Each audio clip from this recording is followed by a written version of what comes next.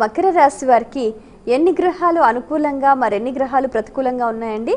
2 గ్రహాలు అనుకూలంగా ఉన్నాయి, 7 గ్రహాలు వ్యతిరేకంగా ఉన్నాయి. అయినప్పటికీ కూడా లాభంలో ఉన్నటువంటి కుజ శని గ్రహాలు మకర రాశిలోని వారికి సహాయాన్ని అందిస్తున్నాయి. ఈ క్రమంలో పనులు జయప్రదమొకటకు తగినంత కృషి చేయాలి. కారణం, శని కుజులు ఎంత కష్టపడితే అంత సత్ఫలితాన్ని అందిస్తారు. సమస్యలను అధిగమించడానికి ఒకే విధమైన ప్రణాళికలు కలిగి ఉండాలి. అంతే, మనం ఏదైతే సాధించాలనుకుంటున్నామో దాని యందు శ్రద్ధ, ఒకే విధమైనటువంటి ఆచరణ. అంటే మారుస్తూ పోకూడదు. ఈ పని కాలేదు కదా అని చెప్పి ఇంకొక రకంగా పని చేద్దాం, అలా చేయకూడదు.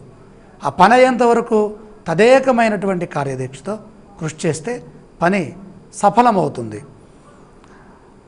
అదేవిధంగా విజయానికి పట్టుదలే మూలం. ఉద్యోగ వ్యవహారాల్లో శ్రద్ధ చాలా అవసరం. ఏమరపాటు ఏ విధంగానూ పనికిరాదు. అధికారుల దగ్గర చాలా జాగ్రత్తగా వ్యవహరించండి.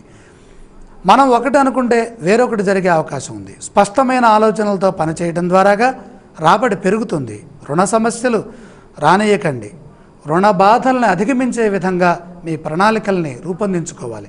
ఒత్తిడిని జయించే విధంగా కుటుంబ సభ్యుల సలహాలని తీసుకోండి.